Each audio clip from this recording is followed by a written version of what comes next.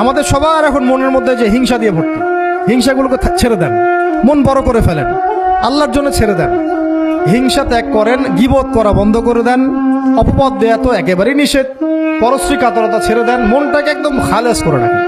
একজন সাহাবী সম্পর্কে নবীজি বলছেন, এই যে এখন যে সাহাবী ঢুকবে মসজিদে ও জান্নাতি, সবাই আগ্রহ নিয়ে বসে আছে, কে এসে ঢুকলেন জান্নাতি। পরের দিনও সেম কথা, এখন যে ঢুকবে সে জান্নাতি। সেম সাহাবী ঢুকলেন, পরের দিনও সেম কথা, এখন যে ঢুকবে সে জান্নাতি। সেম সাহাবী ঢুকলেন। এবার একজন সাহাবী কৌশল করে তার বাসায় গেলেন, দেখি তো কি আমল করে সে। তো দেখলেন তো রাত্রেবেলা তাহাজ্জুদে উঠতেছে না, এশার নামাজ পড়ে ঘুমায় গেছে, ফজরের নামাজে উঠলো।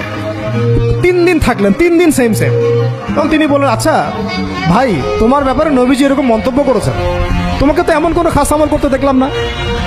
তো তিনি বলছেন, আচ্ছা একটা বিষয় হতে পারে, আমি অত বেশি আমল হয়তো করি না, কিন্তু আমি যখন ঘুমাতে যাই আমি সবাইকে মাফ করে দিয়ে ঘুমাই।